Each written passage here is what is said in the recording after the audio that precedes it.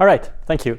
Okay, so I'm really happy to have a chance to present this work here. Thank you for sticking around. I chose to present this specific paper because it's, I think it is the only paper that really focuses on migration in my recent research, but also it focuses on job instability, which is a topic that both sociologists, I'm a sociologist, and economists have been interested in, but in slightly different ways. So I think it's a nice, paper for like a kind of interdisciplinary discussion.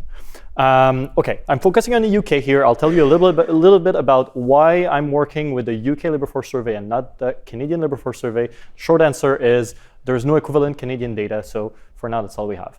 What I'm interested in is over the long run, since the 1980s, there's been a decrease in job stability for men across what we call liberal market economies, so Canada, the US, the UK. And a lot of research on these different countries, using data from these different countries have shown this. So in the US, Farber and more recently Molloy. In the UK, Gregg and Wadsworth, and one of my papers. And in the US, even if the conclusion by Newmark is not exactly that job stability has decreased overall, there is evidence of a decrease in job stability for men in Newmark in the US, and sorry, I'm forgetting Canada as well, and Ireland, two other of my papers. However, across all of these papers, what we're finding is also that job stability has increased for women. Especially when you use measures of job tenure duration. So how long has somebody stayed with the same employer? So it's a question that's asked in cross-sectional data. When did you start working with your current employer? So the average job tenure duration for women has increased, and that pattern is called masked instability because the explanation here that's often provided in literature is while on one hand men have been more likely to be impacted by precarious work, changing norms around job hopping, etc. When it comes to women, there's been another trend going on, which is increased labor force attachment after childbirth and shorter spells outside of employment for mothers. To really understand how job stability has evolved over time, we need to focus not only on explanations around precarious work, insecure jobs that we hear often, but also other possible sources or changes in sources of stability or instability over time. In this paper, I want to focus specifically on how this masked instability pattern of change, whether it applies to the labor force overall, or whether certain groups, or whether we find different patterns among immigrant and racialized men and women.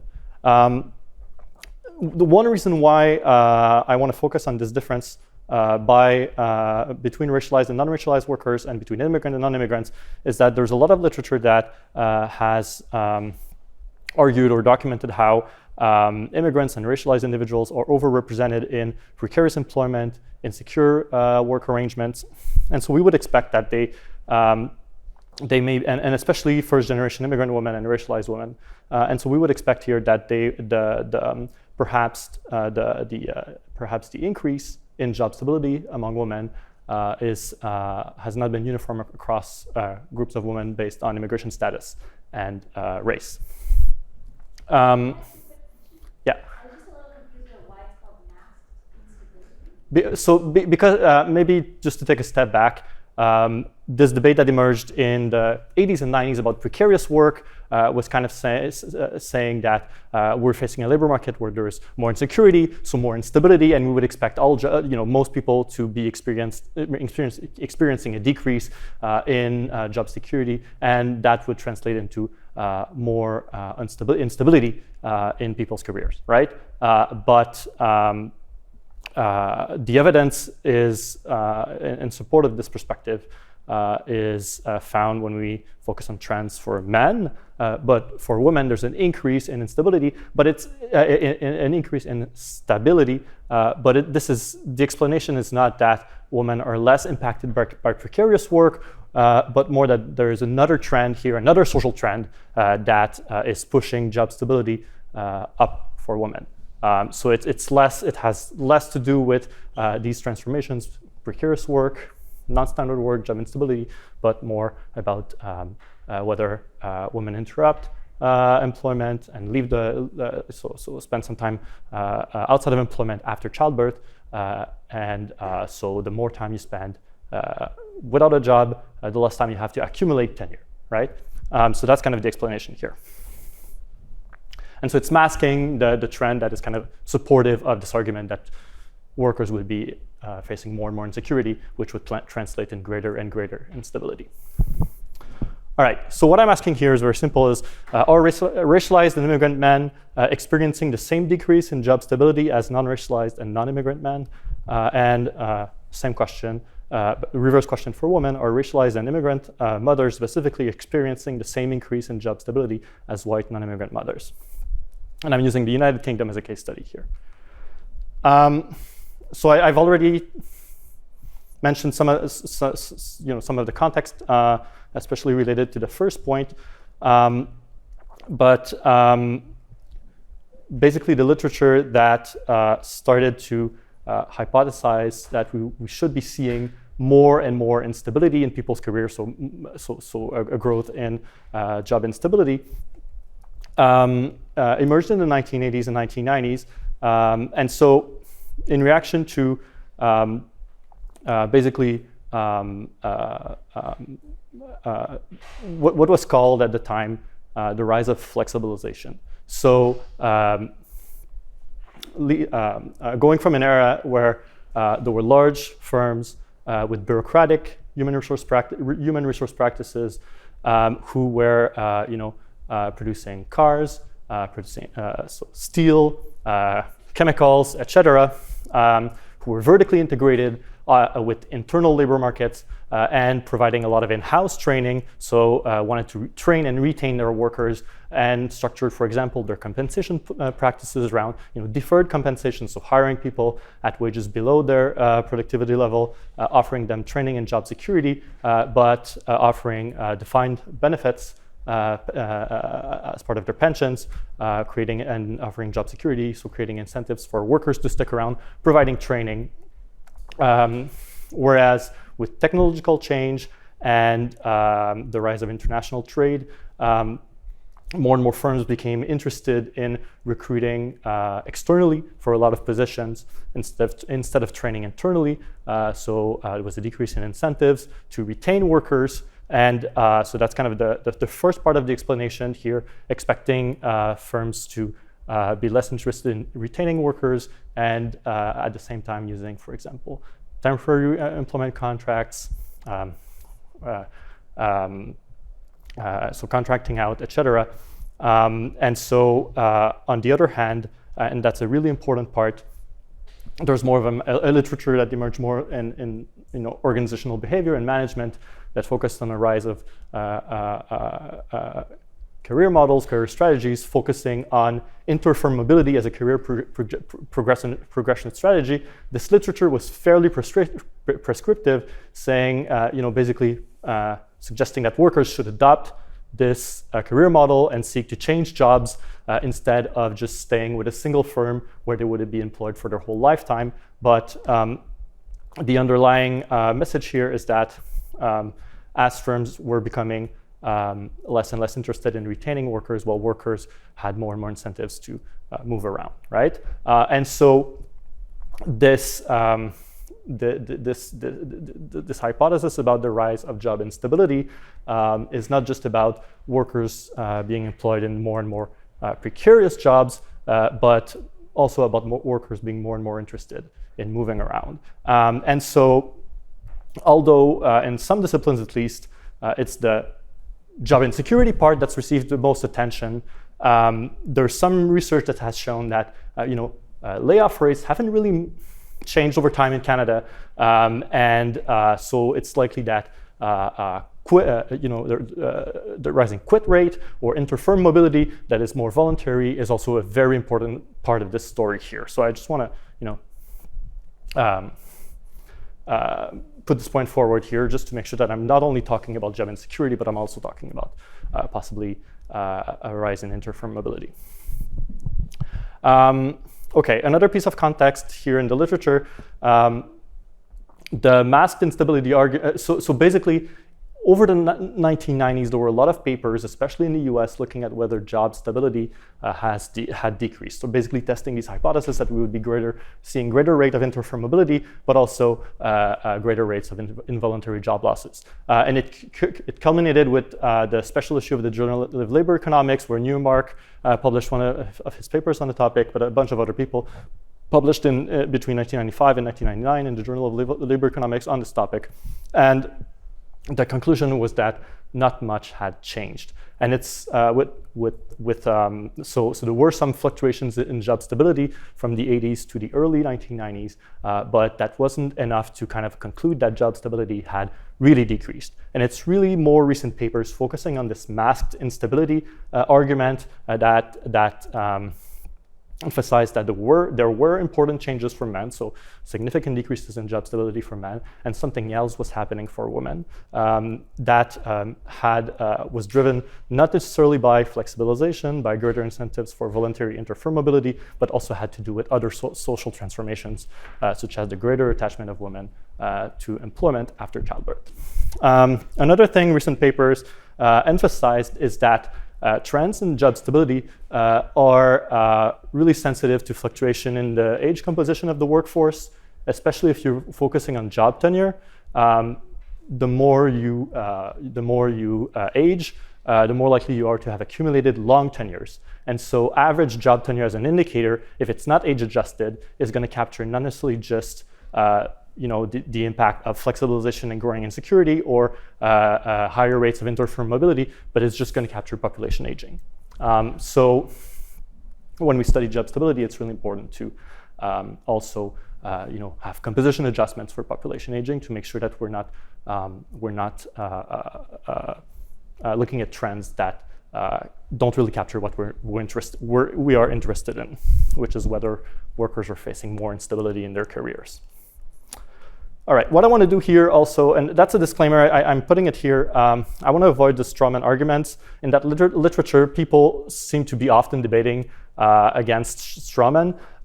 You see often, so there was a magazine article in 1995, I think, by Jeremy Rifkin that said, it's the end of work. No one is having any job anymore. Everybody's an entrepreneur. And then some of the papers that were written in the 90s by Newmark and by others, no, I don't want to pinpoint a specific person, but basically it seemed like at least some of the contributions were arguing against this end of work narrative. So more against strawman than trying to see how job stability had evolved, what may be the different drivers. So this is really not the kind of debate I want to engage in. So are we in a world where everybody is Uberized, is working as a portfolio worker, and more recently comments about generational comments about millennials not being loyal anymore, just wanting to job hop and stay with one employer for maximum 2 years. These kind of catastrophist perspectives that are often caricatured as strawmen in the literature, showing that, job stability did change a little bit, but it's not a catastrophe, so maybe we shouldn't be concerned so much about changes in job stability over time or the smaller decreases we're seeing because average job tenure didn't go all the way down to 1 year. It went down a little bit. So it's just a little disclaimer here. Okay, in this paper, I'm going to measure job stability using an elapsed job tenure duration variable. So one issue with this, I think it's a very useful variable. It's available in most cross-sectional labor force surveys or the CPS in the US. It has one key limitation, which is that it's right-censored. So you're asking how long you've been employed in your current job. So how long have you been working for your current employer? So you don't know how long the job is actually going to last. Maybe your job has been lasting for 1 year, but it's going to end up being 20 years long. So you don't really know that. In the question period, we can talk about it a little bit more if this kind of measurement conversation interests you. But what I'm going to argue here is that when we're focusing on change over time, this right censoring matters a bit less. Everything else equal, if the separation rate is increasing, then the average duration of joblessness between after separations is staying constant. If we make that assumption, people are going to be rehired and having had less time to accumulate tenure in their new jobs, they're going to show shorter job tenure durations. And so if you're just focusing on change over time, average job tenure duration is probably going to capture most, the trend you're trying to capture. An issue with using an alternative measure that's not right censored or not as much, which is the separation rate or the retention rate, is that most of the time we are able to, if we wanted to use retention rates or separation rates, most of the data allows us to calculate, monthly or annual separation rates, and these are very, very sensitive to fluctuations in the business cycle. They skyrocket at certain times. So basically, we're capturing a lot of short-term fluctuations, but it's really hard to see the underlying longer-term trends. There are some ways to get around it, but I'm not sure that for analyses of change over time, there is really a big payoff going with these kind of measures relative to average job tenure duration. And then finally, we could use measures such as whether somebody is employed on a temporary contract or some other form of, so not open-ended contract, or we could use measures of job quality. But these are ex ante measures. We don't really know if the person is going to actually lose their job or quit their job. And there are full-time permanent workers who also do leave their jobs, who are laid off. So I really wanted to use a measure that directly captures job instability rather than an ex ante measure that captures the risk of losing your job. And you don't really observe if that risk is actually observed. So this is going to be, in the paper is going to be for the main job. So I'm using the UK Labour Force Survey. They're asking, in your main job, how long have you been with your current employer? Yeah. That's one way to insure yourself against an unfortunate event in your main job. Yeah, it's holding a second job. Yeah. I didn't really explore this in the paper, but that would be interesting to explore. So basically what I'm arguing is job tenure is the most useful of a set of imperfect measures of job and career instability, and that's what I'm going to use in the paper. Okay, so. Canadian data, you said at the beginning. Sorry? You couldn't use the Canadian data, why not? Because the immigration variable starts too late, and so we can't identify immigrants and even less visible minorities because that started in 2020. And most of the changes we're interested in are going to be observed in the early 1990s. If we don't have any immigration variable, then, so the UK, very similar context, very similar trends. So probably we can learn useful things from the UK. Okay, so why would we expect differences in job stability by ethnicity and immigration status? So these are kind of ad hoc explanations. My underlying argument is that this is kind of an underdeveloped area in the literature. We don't have good theories for this, or at least much less discussion in the literature on this. But I'm still going to discuss those more ad hoc explanations. So we could expect greater job instability among immigrants and racialized minorities because of their overrepresentation in precarious jobs and in less performing firms or departments that are more likely to close and lay off workers during recessions, for example. But it may also be the case that it's the voluntary mobility part that is more important. Immigrants, as part of their economic integration process, move around, so they seek to improve their job match, and they leave the bad jobs that probably they hold at the beginning of their trajectory on the UK labor market here, for example, for better jobs. So maybe they voluntarily move a little bit more than UK-born workers. It's also possible that immigrants and racialized minorities experience greater job stability, so lower probabilities of job separation, specifically because of hiring discrimination, which makes it harder to job hop. Less people they're less likely to be hired by another employer and to just change jobs. And perhaps, and I'm not sure I'm super satisfied with that explanation, but maybe ethnic enclaves and homogeneous ethnic networks makes it so that the variety of jobs that they can easily access there's less variety, less opportunities for upward moves in their networks, and so they may be more likely to stick around to their current job. The big question is, did any of this change over time, which would result in different trends in job stability for immigrant and racialized minorities than non-immigrant and non-racialized workers? And it's possibly the one explanation that would receive the most support in the literature is the increase in the share of immigrants employed in non-standard employment contracts, so insecure jobs. And so we would expect maybe the kind of insecurity component of job instability to become increasingly important over time and drive the trend in job instability for immigrant and racialized minorities downwards, relative to, or even more downwards than non-immigrant and non-racialized populations. Okay, what does the literature say? The literature doesn't really document change over time in job stability by ethnicity or by immigration status, but it does show, and here I'm focusing mostly on the UK and UK literature. I'm going to mention some US literature.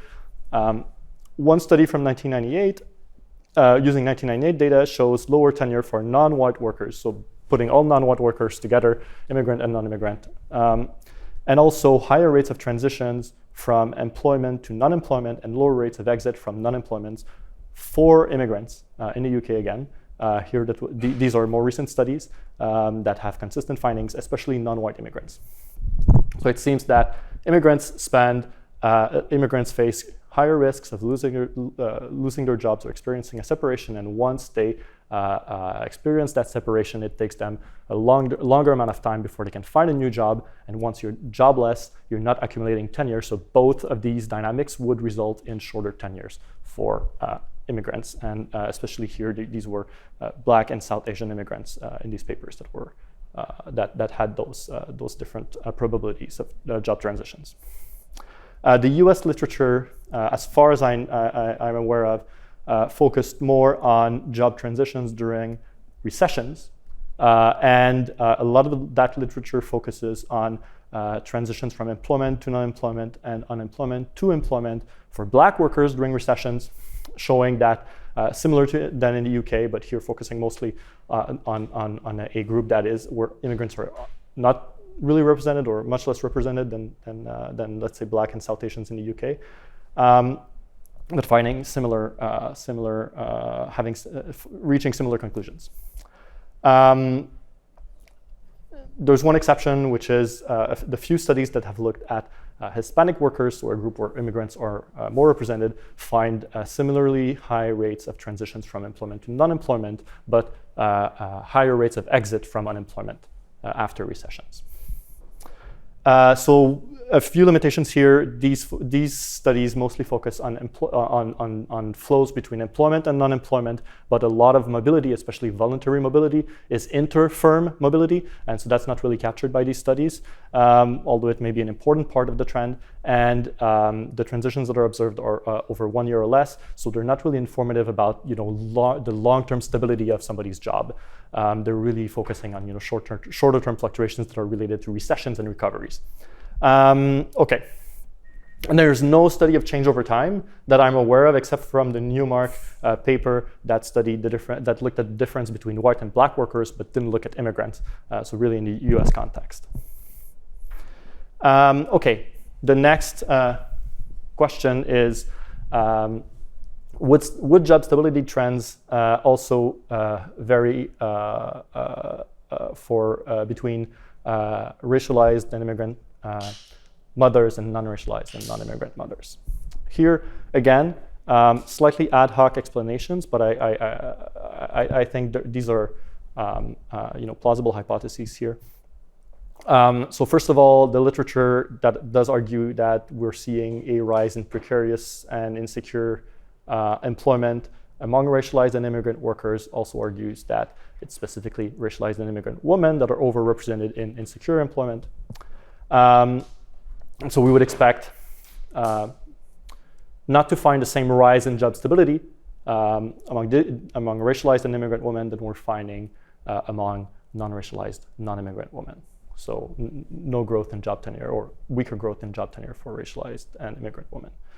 Second, tide movers dynamics among immigrant mothers would so basically, if we're expecting that there are some policy but also cultural changes about the labor force attachment of women after childbirth, and this is a change over time, but tide mover dynamics are persisting because new immigrants are arriving every year, and here tide mover dynamics meaning that in families that immigrate through economic immigration programs, for example, mothers are or women in the couple are less likely to be the principal applicant, more likely to focus on domestic work, while in those cases the husband would follow. Those families would follow a kind of a male breadwinner model, or more likely to do so. So these tide mover dynamics persisting in time would attenuate the influence of changing norms regarding the labor force attachment of women after childbirth. And finally, cultural differences in the propensity to work for immigrant mothers. So this is kind of two-pronged. And it's also related to the history of different immigration cohorts in the UK. So first of all, earlier cohorts of immigrants, for example, Black Caribbean immigrants, including women, immigrated through economic immigration programs and were more likely to be employed upon arrival. Whereas more recent waves of immigrants from South Asia, specifically Pakistani and Bangladeshi immigrants, immigrated as family through family immigration programs and were more likely to be tide movers. And so we would expect, and there's also an argument about cultural differences in expectations regarding a woman's work from among immigrant families that are coming from predominantly Muslim countries. So we would expect some heterogeneity among immigrant mothers, with Black immigrant mothers being more likely to experience greater job stability, and especially initially, and Pakistani and Bangladeshi mothers to experience lower levels of job stability initially, and those levels to be persistingly low later on because of the persistence of the influence of these cultural norms. But again, there's very limited literature, if any, on the relationship between these dynamics and job stability patterns. So this is really what we're seeking to document. So we're using UK LFS. I already gave a few details. What I want to say is we're focusing on the following 5 groups. So white or non-racialized, Black, Indian, Pakistani, and Bangladeshi, and a residual other group. We're distinguishing between immigrants and non-immigrants. So we have 10 different groups. And it's a large data set, so we can really have this disaggregated analysis. That's all I'm going to say about the data, but I can talk about it more in the question period. What we're estimating as a model is we're regressing tenure on a set of period dummies, and we're interacting those period dummies with a group variable, which is basically we have gender, ethnicity, immigration status groups. So we have 20 different groups, and we're looking at the trends in job stability for these 20 groups. So basically, we have 3 sets of models. We have an unadjusted model with no controls. Then we have a model controlling for a few sociodemographic variables, the most important one being potential labor force experience. And here we want to capture two things. The first one is population aging. So we want to make sure that the trends we're observing are not driven by aging, as I explained earlier, because this is pushing the job tenure distribution upward. But also immigrants are also more likely to have short job tenure because they arrive later in life. So if you arrive at 40 years old in the UK, you're going to have a tenure of 1 at 41 years old, whereas a lot of UK-born workers who enter the labor market much earlier are going to have accumulated long tenures. And so this has nothing to see with the greater propensity for interfirm mobility or job insecurity. It's really related to age at arrival. And so the potential labor force experience variable takes a value equal to age minus the number of years it takes you to complete your highest level of study, or age minus age at arrival. So we take whichever is the shortest, and that's potential labor force experience. We did further tests, and it captures both. Yeah, it captures what it's supposed to capture. And the third model looks at mechanisms, so it's really controlling for job characteristics associated with job insecurity, so part-time employment, temporary employment, firm size.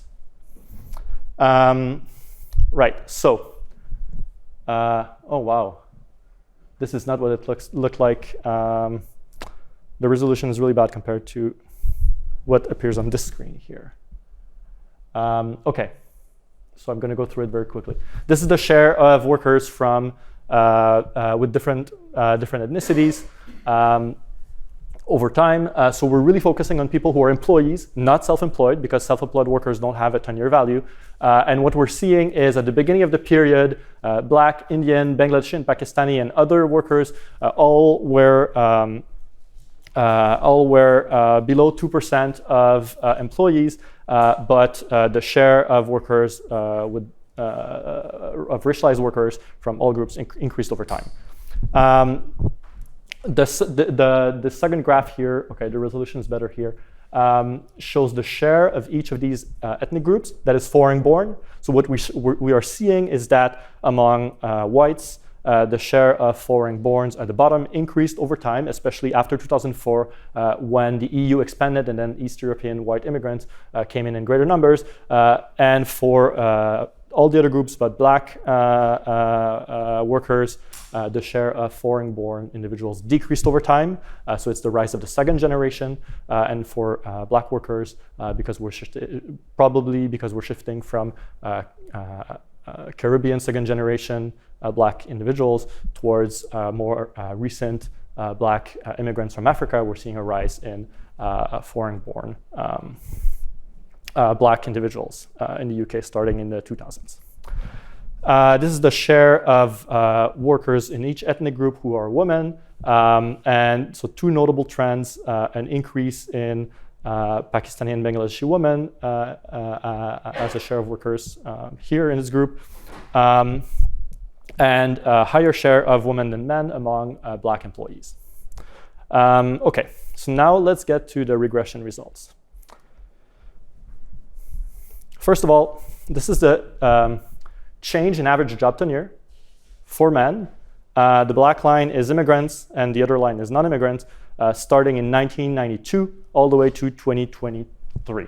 And so what we're seeing is among immigrants and among non-immigrant, non-racialized men, we're seeing a decrease in average job tenure over time, concentrated in the early 1990s. So there's really a decrease in job stability over time among most groups of men here. And it's about between 1 and 2 years, depending on the groups.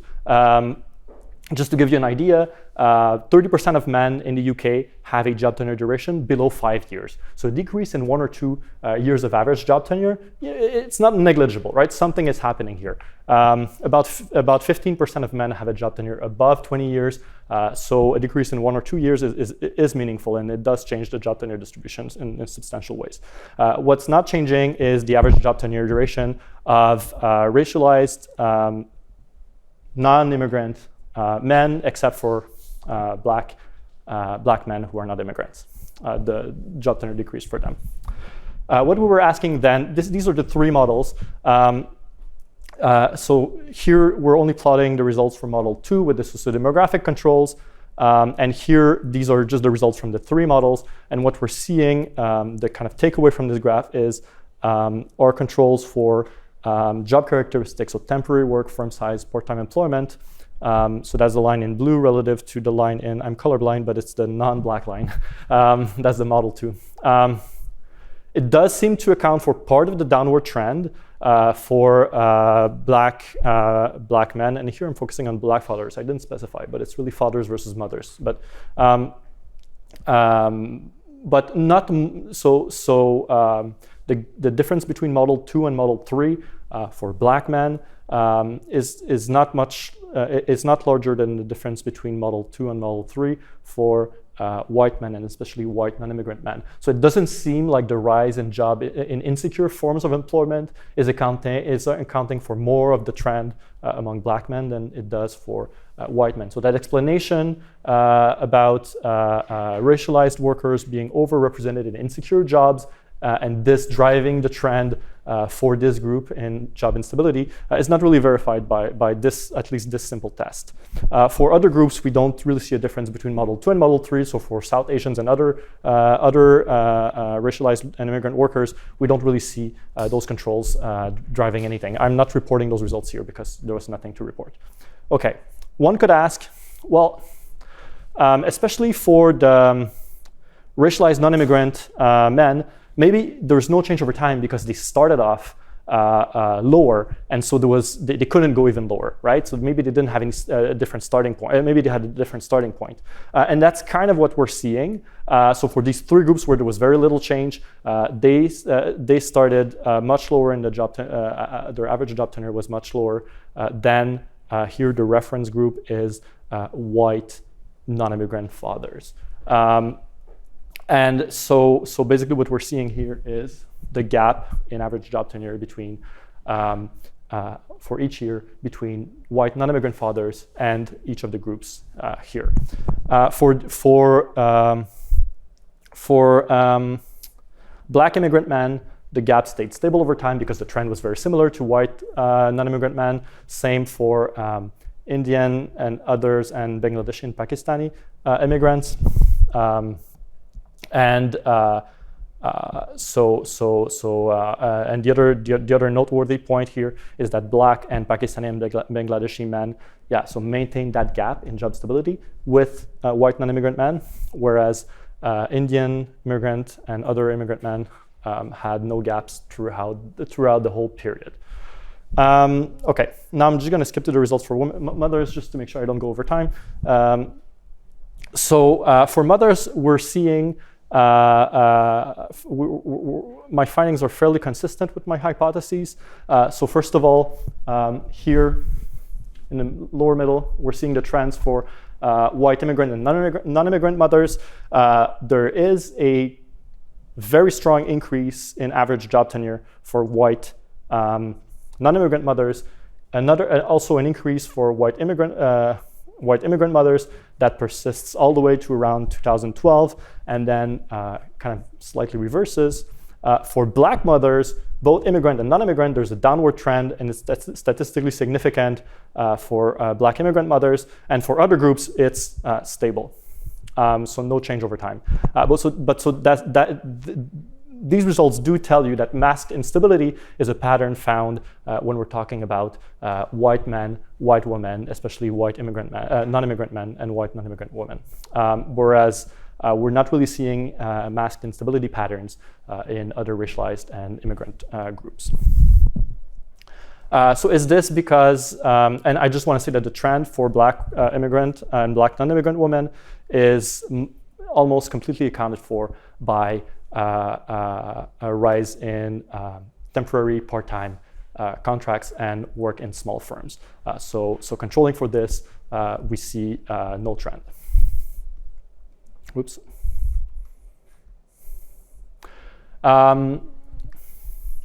The last finding is that one reason why we seem to be seeing such a large increase for white immigrant and non-immigrant women is that their average job tenure started much lower relative to white non-immigrant fathers than for the other groups. Groups of women who had higher starting points for their average job tenure. And so basically, as we were seeing, Indian, Bangladeshi, Pakistani, and other immigrant, non-immigrant racialized women are kind of catching up to men because job stability is decreasing for men and is not changing for those groups of women. And the gap is stable for Black mothers because they experience a decrease similar to the decrease that white non-immigrant fathers are experiencing. So I'm going to conclude here, and I'm looking forward to the discussion. Thank you.